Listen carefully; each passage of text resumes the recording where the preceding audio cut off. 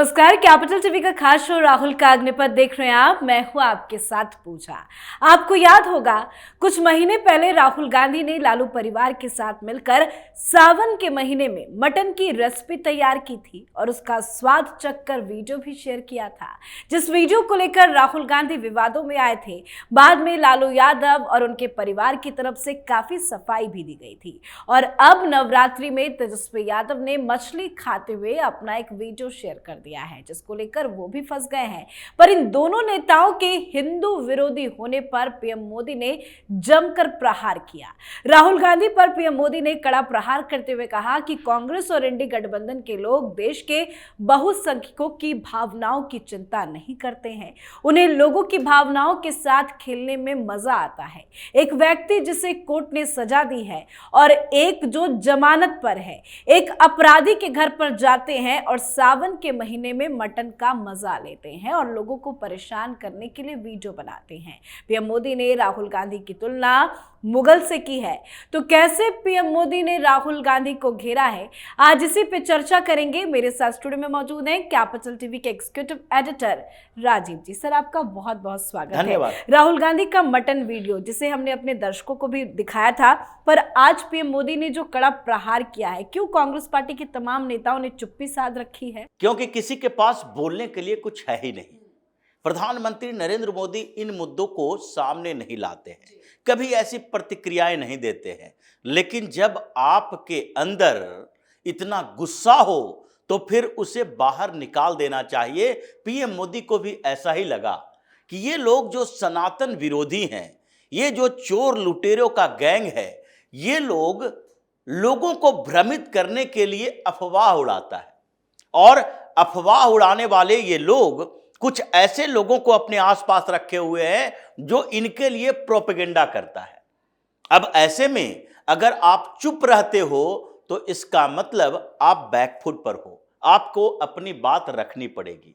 PM Modi ने यही बात कही है कि किसी के खाने पीने को लेकर सवाल नहीं उठता है, लेकिन खाने पीने के तरीकों के लेकर सवाल उठेगा।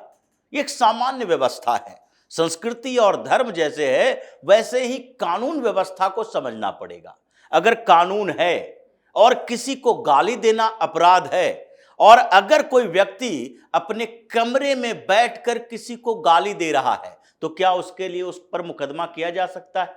वो अपने कमरे में बैठ गया, गाली दे रहा है, और किसको गाली दे रहा है उससे मतलब नहीं है। जैसे मोदी योगी जैसे लोगों को लाखों लोग बंद कमरे में गाली देते होंगे, लेकिन जब आप सार्वजनिक जगह पर जाओगे और अपशब्द कहोगे संवैधानिक पद पर बैठे हुए किसी व्यक्ति के लिए, या सामान्य व्यक्ति को भी सार्वजनिक जगह पर गलत बोलोगे, सामने में बोलोगे, तो इसका मतलब है कि आपके खिलाफ मुकदमा दायर होगा। अब वही व्यवस्था सांस्कृतिक व्यवस्था की बात है, धार्मिक व्यवस्था की बात है। हो सकता है आपके अंदर धर्म के प्रति, संस्कृति के प्रति कोई लगाव नहीं है, और ये राहुल गांधी के लिए तो हो सकता है जैसे शब्द यूज ही नहीं किया जा सकता, ये तो है ही, क्योंकि राहुल गांधी हिंदू हो ही नहीं सकता। इसके पीछे की बड़ी वजह ये भी है कि राहुल गांधी के अंदर और राहुल गांधी के परिवार में हिंदू परंपराओं का विद्रोह करने की एक पूरी व्यवस्था तैयार की गई थी। और आज भी सोनिया गांधी तो हिंदू नहीं है, तो राहुल गांधी भी हिंदू नहीं होंगे। परवरिश की बात है, वो आगे बात करेंगे कि कैसे सोनिया गांधी के घर में मंदिर है या मस्जिद है या चर्च है, जहां 10 जनपद पर ये दशकों से कब्जा जमा के बैठे हैं। लेकिन एक सांस्कृतिक व्यवस्था है और हमें ये सिखाया जाता है, बचपन से वो संस्कार दिया जाता है कि भाई ये रामनवमी है और नवरात्र है, तो नवरात्र के समय कम से कम नॉनवेज ना खाएं। अगर खाते भी हों तो दूसरे को परेशानी ना हो वैसे काम करो। खाते भी हो, तुम्हें अपने धर्म के प्रति, अपने संस्कृति के प्रति उतना लगाव नहीं है, तुम कमरे में बैठकर खाओ, कौन मना कर रहा है? लेकिन खाना पीएम मोदी ने कहा कि किसी को खाने पे रोक नहीं है, लेकिन जिस तरह से वीडियो बनाया जाता है, बातचीत करते हैं, वीडियो को शेयर करते हैं, ये तो गलत है। बेसिकली बात यही हो रही है कि आप अपने घर में बैठकर खाना खाते हो या फिर घर में बैठकर वो काम करते हो जो धर्म विरोधी है, कानून विरोधी है, संस्कृति विरोधी है, कोई उसको चैलेंज नहीं करेगा।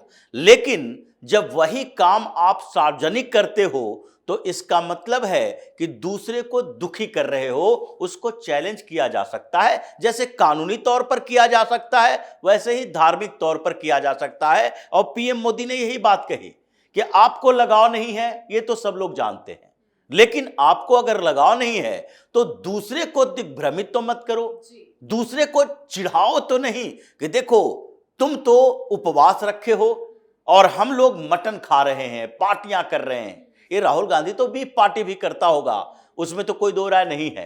और अगर अमेरिका, इंग्लैंड में इतने सालों तक पढ़ाई की रहा तो वहां पर की व्यवस्थाओं में ये सनातन धर्म की व्यवस्था के साथ चले, ये तो संभव नहीं है। क्योंकि अगर कोई व्यक्ति विदेश में भी जाता है, अपने संस्कारों को बरकरार रखता है, तो उससे ये उम्मीद की जाती है कि वहां भी वो अपने संस्कार के साथ रहा। लेकिन जो बचपन से ही कुसंस्कारी है, धर्म से मतलब नहीं, संस्कृति जानता नहीं, तो फिर वो विदेश में गया तो वहीं के इर्द गिर्द वहीं की व्यवस्थाओं में ढलेगा और वही काम करेगा जो वहां पर सब लोग कर रहे हैं। और इसकी तो परवरिश भी विदेशी संस्कृति के आधार पर हुई है। लेकिन जो पीएम मोदी ने बोला, पहले धर्म की बात, दूसरी बात है ये चोर लुटेरों के गैंग की बात। उन्होंने दूसरा संकेत ये भी दिया कि ये सनातन विरोधी तो है ही, ये धर्म विरोधी लोग तो हैं ही, लेकिन इसके अलावा क्या है, एक सजा याफ्ता मुजरिम, जो सजा जिसे मिली हुई है, यह आरोपी नहीं है। ऐसा नहीं है कि जितने कई लोगों के ऊपर आरोप लगे हैं, ट्रायल चल रहा है, लालू प्रसाद यादव को तो सजा मिली है करप्शन में, कोर्ट ने सजा दी है और वो सजा भुगत रहा है, बेल पर बाहर आया हुआ है। और ये बेल क्यों मिली है? क्योंकि स्वास्थ्य खराब हो गया, किडनी ट्रांसप्लांट करवा के लाए हैं। लेकिन उस व्यक्ति के साथ तुम भी खड़े हो और तुम भी बेल पर बाहर हो। संकेत दूसरा यह है कि ये जो तेजस्वी यादव हो या राहुल गांधी हो, ये सब जो बेल पर बाहर होकर ये धर्म के साथ भी खिलवाड़ कर रहे हैं, कानून व्यवस्था के साथ भी कर रहे हैं और लोगों की भावनाओं के साथ भी खिलवाड़ कर रहे हैं। इसको अब ये देश बर्दाश्त नहीं करेगा। न शासन, प्रशासन, सरकार और न ही न्यायपालिका को बर्दाश्त करना चाहिए। एक बात और है कि पीएम मोदी ने राहुल गांधी की तुलना मुगल से भी कर दी है। बिल्कुल, और ये तुलना यही सांस्कृतिक विध्वंसक के तौर पर की है। क्योंकि देखिए, ये हिंदुस्तान के अंदर जितने भी विदेशी आक्रांत आए, और विदेशी आक्रांताओं में दो तरह के विदेशी आक्रांता थे जो मध्यकाल से पहले आए। जैसे ये लोग कहते हैं हूण, कण्व, ये सारे लोग जो बाहर से आए, शक, कुषाण, ये सारे हिंदुस्तान के अंदर आए। तो उस समय जिस प्रदेशों से आया वहां पर कोई धर्म विकसित नहीं हुआ था, स्थानीय एक कल्ट था। यानी कि जैसे आज के हिंदुस्तान में कहीं कहीं आदिवासी समाज है जो प्रकृति पूजक है। तो ये लोग जब हिंदुस्तान आया तो आज शक, हुण, कुषाण नहीं है, वो सब हिंदुस्तान आने के बाद यही के धर्म को अपना लिया। कुछ हिंदू हो गया तो कुछ बौद्ध और जैन हो गया। लेकिन ये दूसरे तरह के आक्रांता आया जो इस्लामिक आक्रांता कहा जाता है, 7वीं सदी में आया। और उसके बाद इसने दो तरह से हिंदुस्तान को प्रभावित किया, सत्ता पर कब्जा किया और संस्कृति पर कब्जा करने की कोशिश किया। चूंकि हिंदुस्तान की संस्कृति की जड़ें इतनी मजबूती से जमी है कि इनकी कोशिशें थोड़े बहुत ही सफल हो पाई। कोशिश क्या थी? मंदिरों को तोड़ो, वहां मस्जिद बनवाओ, वहां पर लोगों को कन्वर्ट करो, तो ये थोड़ी कोशिश कामयाब हुई। दूसरी तरफ ब्रिटिश आए, इन लोगों ने यही कोशिश की यहां की संस्कृति को तोड़ मरोड़ कर खत्म करो, और यह जो यूरोपियन संस्कृति है, ये जो क्रिश्चियन संस्कृति है, यहां पर थोपो। उसके पास पैसे थे ज्यादा, उसके पास सत्ता का ताकत थी, तो उसने क्या किया, दो तरफा उसका उपयोग किया, जिसमें पैसे की आवश्यकता को बढ़ाया गया। यहां पर डॉलर में निवेश किया गया मिशनरियों के माध्यम से, और क्रिश्चियन मिशनरी बनकर यहां पर हिंदुस्तान की संस्कृति के साथ खिलवाड़ करते रहे, कन्वर्जन रैकेट चलाते रहे। अब वही बात पीएम मोदी ने कही है कि मुगल जब यहां आया, ये मुगल ऐसा शब्द है जो कि पूरे इस्लामिक आक्रांता के लिए उपयोग किया जाना चाहिए, सिर्फ ये बाबर, अकबर, औरंगजेब के लिए नहीं, बल्कि मोहम्मद बिन कासिम से लेकर अब तक जितने मुस्लिम आक्रांता हुए सबके लिए मुगल शब्द एक पर्याय के तौर पर है।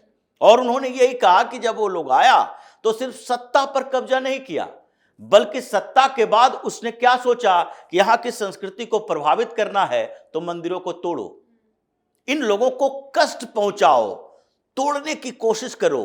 और यही काम ये लोग कर रहा है। ये लोग क्या कर रहा है? तुम खुद गलत कर रहे हो, कोई बात नहीं है, तुम धर्म विरोधी हो, कोई बात नहीं है, हम बर्दाश्त कर लेंगे कि कुछ लोग भी धर्मी हो चुके हैं। लेकिन तुम क्या कर रहे हो? धर्म विरोधी होने के साथ साथ उन लोगों को जो तुम्हारे साथ जुड़े कैसे हैं? राजनीतिक आधार पर, राजनीतिक विचारधारा के आधार पर, लेकिन तुम उसे भी धर्म विरोधी बना रहे हो। जब राहुल गांधी मटन खाता है सावन के समय और दिखाता है, जब राहुल गांधी कहीं पार्टी करेगा तो क्या उसके इर्द गिर्द के दूसरे लोग राहुल गांधी का विरोध कर सकता? नहीं करता है, और वो भ्रम की स्थिति में रहता। देखो, हमारे बड़े लीडर जब ये मानते ही नहीं है कि सावन में क्या खाना चाहिए, नवरात्र में क्या नहीं खाना चाहिए, तो हमें मानने की क्या जरूरत है?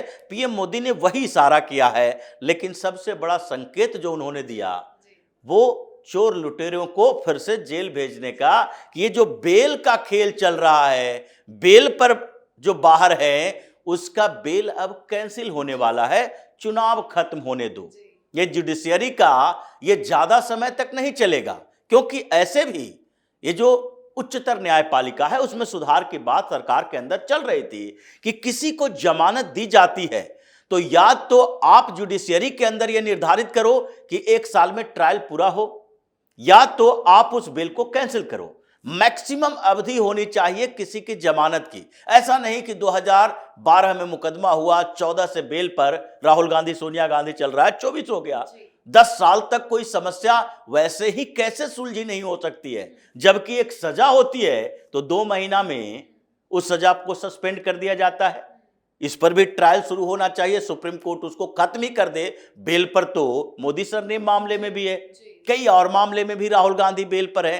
तो ये सारे बेल का खेल खत्म हो और इन चोर लुटेरों को जेल के अंदर डालो, ये भी एक बड़ा संकेत इन्होंने दिया बिल्कुल। और बड़ी बात यह है कि पहली बार पीएम मोदी ने इस तरह के शब्दों का इस्तेमाल किया है कि बेल पर बाहर है। खैर, एक आखिरी सवाल मेरा आपसे ये भी है कि वायनाड में क्या कुछ चल रहा है? देखिए, वायनाड में अब राहुल गांधी पस्त हो चुका है, क्योंकि जो पीएम मोदी ने कश्मीर में बोला, जो पीएम मोदी नॉर्थ में अलग अलग जगहों पर बोल रहे हैं, वही चीजें वायनाड में चल रही है। टीपू सुल्तान, इधर मुगल उधर टीपू सुल्तान का मुद्दा वायनाड में शामिल हो चुका है। मुस्लिम वोट जो है एनी रजा और राहुल गांधी के बीच ये पेंडुलम की तरह ढुलक रहा है, कुछ इधर कुछ उधर। मुस्लिम लीग को लोग पसंद नहीं कर रहे, इसलिए कि राहुल गांधी ने मुस्लिम लीग के साथ भी धोखेबाजी की, झंडा नहीं दिखाने दिया। उसके बाद जो नॉर्थ इंडिया में आते हैं राहुल गांधी, बार बार कहते हैं मुस्लिम लीग की छाप नहीं है, तुम उसको बेइज्जत कर रहे हो। तो वहां पर एक ऐसा सिचुएशन क्रिएट हो रहा है कि एक बार फिर से हिंदू एक होने की कोशिश कर रहे हैं। और ये जो 40 से 45% अल्पसंख्यक वोट वहां बोला जाता है, वो वोट वायनाड के अंदर की बात कर रहे हैं, पूरे केरल की बात नहीं है। वायनाड के अंदर जो 40 से 45%, क्योंकि अभी भी कंस्टिट्यूएंसी वाइज कहीं भी सेंसस नहीं हुआ धर्म के आधार पर, यह डिस्ट्रिक्ट लेवल पर है। और उसके 2 डिस्ट्रिक्ट जो आसपास के हैं, जिसके विधानसभा और तहसील वायनाड के लोकसभा क्षेत्र में शामिल होते हैं, उसके कैलकुलेशन के आधार पर 45% के लगभग मुसलमान वहां पर है। लेकिन हिंदू एकजुट हो रहा है और मुसलमान बट रहा है, जिससे राहुल गांधी की समस्या फिर से बढ़ने वाली है। बहुत बहुत धन्यवाद सर समझाने के लिए। धन्यवाद। तो अगस्त 2023 में राहुल गांधी ने लालू यादव से मटन बनाना सीखा था। राहुल गांधी ने इसका वीडियो अपने सोशल मीडिया पर शेयर भी किया था और इसमें वो मटन की सीक्रेट रेसिपी के साथ साथ राजनीति के गुर भी लालू यादव से सीखते नजर आ रहे थे। लालू यादव की बड़ी बेटी मीसा भारती के दिल्ली स्थित आवास पर राहुल गांधी ने लालू परिवार संग बिहारी मटन का स्वाद चखा था, जिसको लेकर पीएम मोदी ने जबरदस्त हमला बोला है। इस पर आप अपनी राय कमेंट कर लिखें। देखते रहिए कैपिटल टीवी। नमस्कार।